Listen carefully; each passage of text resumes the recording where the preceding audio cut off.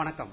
அன்பார்ந்த இணையதள நேயர்களை மீண்டும் www.qcrc.in என்ற இணையதளத்திற்காக நியூஸ் தமிழ் செய்தி அறிக்கையில் உங்களை சந்திப்பதில் பெருமகிழ்ச்சி அடைகிறோம். இன்று 3 செப்டம்பர் 2009க்கான முக்கிய செய்திகளை தற்போது பார்க்கலாம். ஆந்திர முதல்வர் ராஜசேகர் ரெட்டி அவர்கள் அகால மரணம் அடைந்ததாக ஹைதராபாத்திலிருந்து அதிர்ச்சி தகவல் வெளிவந்து கொண்டிருக்கிறது. இன்று காலை 9:30 அளவில் கர்னூலிலிருந்து 90 கிலோமீட்டர் தூரத்தில் உள்ள அடர்ந்த மலை உச்சியில் ஹெலிகாப்டர் சிதைந்தும் எரிந்து கிடந்ததை ராணுவ ஹெலிகாப்டர் கண்டுபிடித்ததாகவும் அவருடைய கருகிய உடல் கர்னூல் மருத்துவமனைக்கு கொண்டு வரப்பட்டு பிரேத பரிசோதனை செய்யப்பட்டு ஹைதராபாத்தில் உள்ள அவருடைய வீட்டிற்கு எடுத்துட்டப்பட்டதாகவும் நாளை அவருடைய சொந்த ஊரான புலி வெண்டலு என்ற இடத்தில் அவருடைய உடல் அடக்கம் செய்யப்பட இருப்பதாக ஆந்திராவிலிருந்து அதிர்ச்சி தகவல் வெளிவந்து கொண்டிருக்கிறது.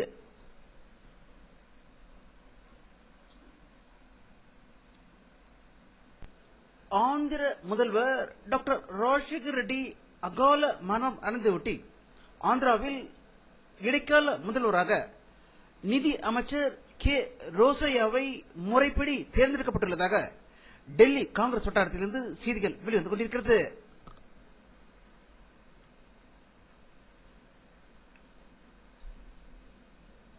ஆந்திர முதல்வர் ராஜசேகர் ரெட்டி அவர்கள் அகால மரணம் அடைந்த அடுத்து தற்காலிக முதல்வராக திரு ரோசியா அவர்களை காங்கிரஸ் கட்சி நியமித்துள்ள நிலையில் அங்கு கோஷ்டி பூசல் உச்சத்தை அடையும் நிலையில் இருப்பதாக தகவல்கள் வெளிவந்து கொண்டிருக்கிறது. ராஜசேகர் ரெட்டியின் ஒரே மகனான ஒய்.எஸ். ஜெகன் ரெட்டியை முதல்வராக்க வேண்டும் என்று அவருடைய ஆதரவாளர்கள் போர்க்கொடி தூக்கியிருப்பதாகவும் ஒய்.எஸ். ஜெகன் தற்போது பாராளுமன்ற உறுப்பினராக இருக்கிறார் என்பது குறிப்பிடத்தக்கது என்றும் சத்தியம் கம்ப்யூட்டர்ஸ் ராஜலிங்க ராஜு தற்போது சிறையில் இருப்பதற்கு முழு பாதுகாப்பு அளித்து வருவது இவர்தான் என்பது குறிப்பிடத்தக்கது.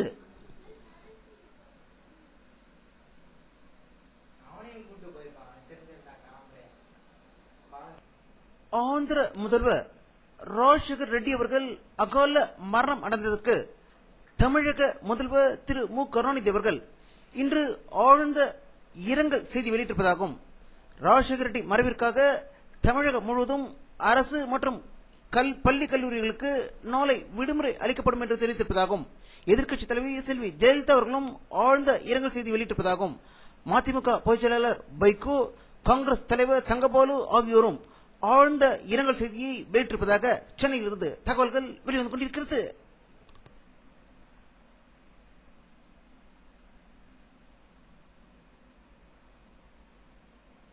உலக அளவில் 35 நாடுகளைச் சேர்ந்த வர்த்தக அமைச்சர்களின் கூட்டம் டெல்லியில் நடைபெற்று வருவதாகவும் இதற்கு இந்தியா சார்பாக மத்திய வர்த்தக அமைச்சர் ஆனந்த் சர்மா அவர்கள் தலைமையில் இது டெல்லியில் நடைபெற்றுக் கொண்டிருப்பதாக டெல்லியிலிருந்து தகவல்கள் வெளிவந்து கொண்டிருக்கிறது.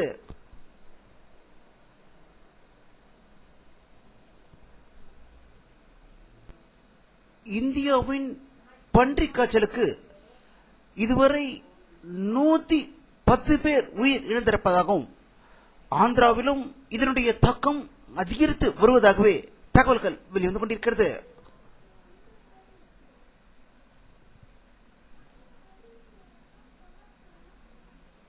தாம்பரம் அருகே உள்ள சோழமங்கலம் பகுதியின் மின்சார உதிரிபாகம் தயாரிக்கும் தனியார் கம்பெனியில் கேண்டீனில் வேலை செய்யும் டில்லி பாபு என்பவர் அந்த கம்பெனியில் சுட்டு கொலை செய்யப்பட்டதாகவும் இதை அறிந்த உறவினர்கள் கம்பெனி அருகிலுள்ள மருத்துவமனை முன்பு போராட்டம் நடத்தியதாகவும் தமிழகத்தில் துப்பாக்கி கலாச்சாரம் தற்போது மேம்பட்டு வருகிறது என்பதற்கு இது ஒரு உதாரணமோ என்று வல்லுநர்கள் கருத்து வெளியிட்டிருக்கிறார்கள்.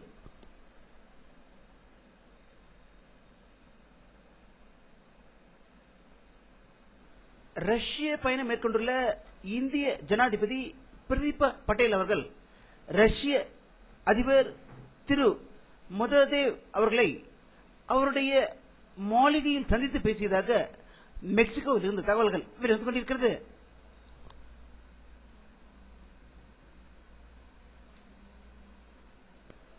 சைனாவின் மேற்கு பகுதியில் உள்ள உர்மிகி மாகாணத்தில் கடந்த சில மாதங்களுக்கு முன்பு இரு பிரிவினர் இடையே ஏற்பட்ட கோஷ்டி பூசலில் 200 பேர் கொல்லப்பட்ட நிலையில் அங்கு மீண்டும் போராட்டங்கள் தலை தூக்கி உள்ளதாக பீஜிங்கிலிருந்து தகவல்கள் வெளிவந்து கொண்டிருக்கிறது.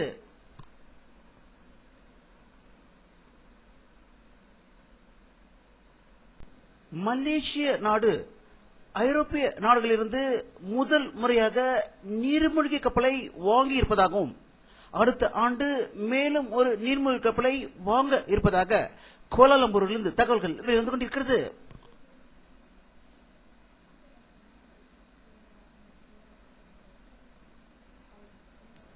ஈரான் நாட்டு தேர்தலில் முறைகேடுகள் நடந்ததாக கூறி எதிர்க்கட்சிகள் நடத்திய ஆர்ப்பாட்டத்தில் 72 பேர் இதுவரை உயிர் இழந்திருப்பதாக தற்போதைய செய்திகள் வெளிவந்து கொண்டிருக்கிறது.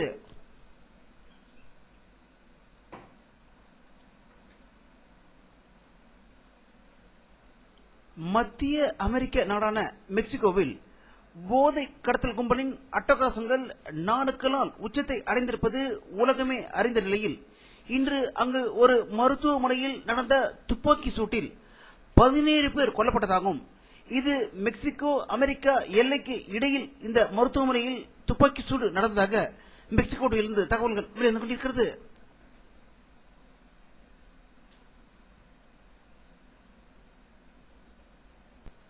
இந்தோனேஷியாவில் ஏற்பட்ட பயங்கர பூகம்பத்தில் நேற்று 32 பேர் உயிரிழந்த நிலையில் மேலும் 30க்கும் மேற்பட்டோர் உயிரிழந்திருப்பதாக ஜகார்த்தாவிலிருந்து அதிர்ச்சி தகவல்கள் வெளிவந்து கொண்டிருக்கிறது. பல கட்டடங்கள் தரைமட்டமானதாகவும் தகவல்கள் வெளியே கொண்டிருக்கிறது.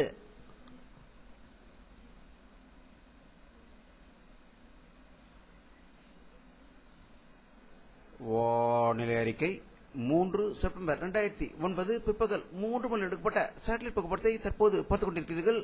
தமிழகத்தில் ஒரு சில இடங்களில் லேசான மேகமூட்டங்கள் காணப்படுகின்றன.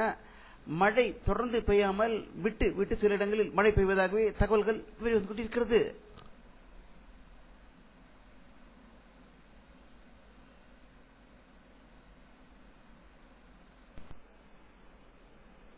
இத்துடன் இந்த செய்தி அறிக்கை நிறைவடைகிறது. மீண்டும் நியூஸ் தமிழ் செய்தி அறிக்கையில் உங்களை சந்திக்கும் வரை உங்களிடமிருந்து விடைபெறுவது உங்கள் கே பாலாஜி. நன்றி.